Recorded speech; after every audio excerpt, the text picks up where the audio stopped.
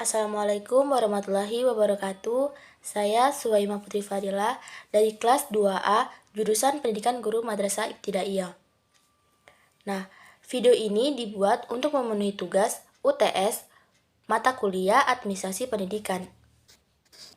Dalam video kali ini, saya akan membahas sebuah film yang berjudul Tere Zameen Par yang dirilis pada tahun 2007 dan dibintangi oleh Amir Khan. Nah, langsung saja yuk kita bahas. Film ini menceritakan seorang anak yang masih duduk di bangku kelas 3 SD bernama Isyan. Isyan adalah seorang anak penderita disleksia atau anak yang kesulitan dalam belajar. Karena penyakit ini, Isyan tidak bisa membaca, menulis maupun berhitung. Namun dia lebih tertarik pada hal lain daripada pelajaran di sekolah. Di sekolahnya, dia tergolong anak yang paling bodoh karena dia selalu mendapat nilai terendah. Sedangkan di rumah, dia bukan anak satu-satunya. Dia memiliki seorang kakak laki-laki bernama Yohan. Beda dengan Isyan, kakaknya termasuk anak yang paling pintar, karena hampir semua mata pelajaran dia mendapat nilai terbaik. Maka dari itu, ayahnya seringkali membandingkan mereka. Suatu ketika, Ihsan berkelahi dengan tetangganya yang bernama Rajid. Rajid kesal karena Ihsan melempar bola ke arah yang salah, sehingga permainan itu terhenti. Tidak hanya memarahi Ihsan, Rajid juga memanggilnya idiot. Dalam perkara itu, Ihsan mendapat luka di kepala, sedangkan Rajid mendapat luka gigitan. Karena perkelahian itulah, Ihsan dimarahi dan dipukul ayahnya, serta diancam akan dipindahkan ke sekolah asrama. Hal inilah yang membuat Ihsan kesal, karena entah itu di sekolah, di rumah, maupun di lingkungan tetangga, dia selalu mendapat perlakuan yang sama. Di sekolah, dia selalu dimarahi gurunya karena tidak mengikuti pelajaran dengan baik. Tidak hanya itu, dia juga mendapat bulian dari teman-temannya.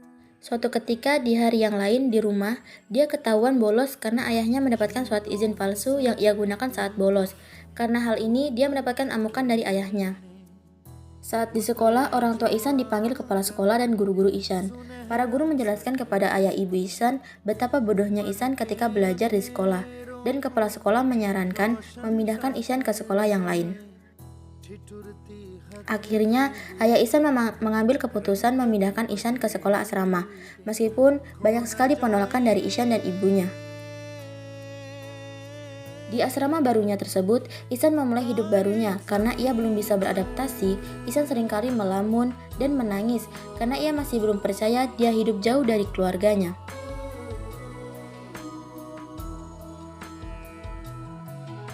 Ternyata, di sekolah barunya itu pun, Ihsan tetap masih mendapat bulian dan amarah dari gurunya, karena ia tidak bisa belajar seperti murid lainnya, karena memang tidak ada yang paham dengan Ihsan yang menderita disleksia.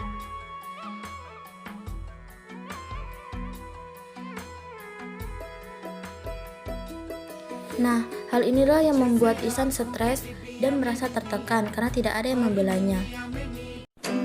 Pada suatu hari, sekolah kedatangan guru kesenian baru bernama Pak Nikum.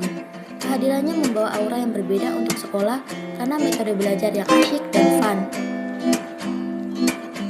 Pada suatu ketika, Pak Nikum melihat Ihsan di depan kelas, serta mengamati Ihsan mengapa jadi anak yang pendiam dan selalu ketakutan serta tertekan.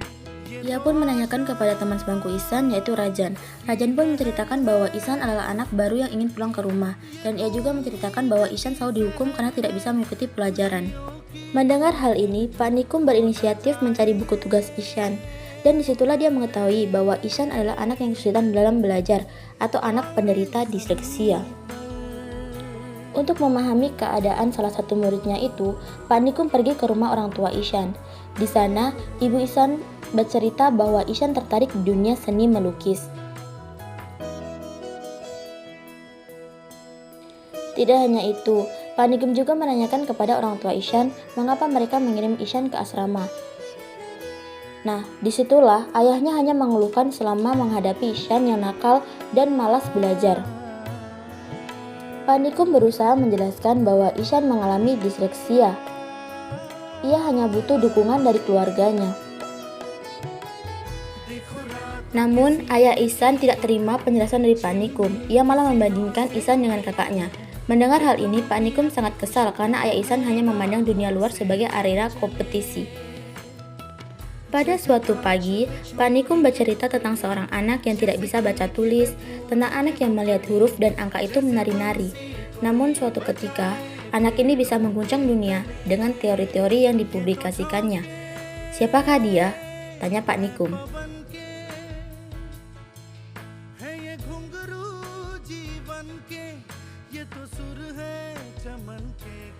Disitulah Ihsan pun memasang wajah tegang karena ia takut akan mendapat bulian dari kekurangannya lagi. Namun ketika Pak Nikum menunjukkan foto Albert Einstein, Ihsan pun kaget. Ternyata yang Pak Nikum ceritakan adalah kisah orang-orang jenius yang memiliki penyakit disleksia. Mendengar hal tersebut, Ihsan pun mulai bersemangat belajar dan dia mulai menciptakan dan mengekspresikan imajinasinya. Dan disitulah ia pertama kalinya mendapat aplaus dari teman-temannya. Dengan adanya Pak Nikum, Ihsan bisa belajar banyak hal dengan cara yang lain. Dia pun mulai bersemangat belajar. Karena bukan kemarahan yang didapat, melainkan keramahan seorang Pak Nikum yang membuatnya semangat untuk belajar. Berkat Pak Nikum juga, kemampuan baca tulisnya meningkat dari waktu ke waktu. Pada suatu hari di asrama mengadakan lomba melukis, yang diikuti oleh para guru dan juga murid. Pada saat lomba segera dimulai, Pak Nikum mencari keberadaan Ihsan yang tidak ada sejak tadi. Dan ternyata Ihsan sejak pagi ia sudah pergi ke kolam mencari inspirasi untuk bahan lomba melukisnya. Ihsan pun datang sesaat lomba dimulai. Saat itu juga dia memproyeksikan pemandangan yang ia lihat menjadi suatu lukisan yang mengagumkan banyak orang.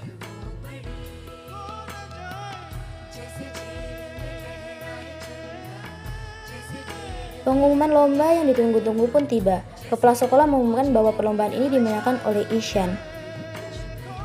Ihsan Nandkishore Awasthi Aptati. Dan hasil karyanya dinobatkan sebagai karya terbaik dan akan dijadikan sampul buku tahunan. Pada saat pengambilan rapot, orang tua Ihsan yang mendengar penjelasan dari kepala sekolah dan guru-guru tentang perkembangan Ihsan yang kian meningkat. Mendengar hal itu, mereka tidak henti-hentinya menangis dan berterima kasih kepada Pak Nikum yang telah membimbing dan mengajarkan Ihsan. Nah, kita bisa mengambil pesan dari hikmah dari cerita ini adalah kita sebagai orang tua seharusnya mendukung dan tidak mengekang anak untuk melakukan hal yang disukainya. Biarkanlah anak itu berimajinasi, karena dengan cara ini kita bisa mengetahui minat dan bakat mereka. Dan juga kita sebagai guru harus bisa membimbing dan memahami seorang murid. Kita bisa tegas, namun bukan dengan cara kekerasan yang bisa mempengaruhi mental seorang murid. Baiklah, itulah review film dari saya. Mohon maaf bila ada salah kata. Wassalamualaikum warahmatullahi wabarakatuh.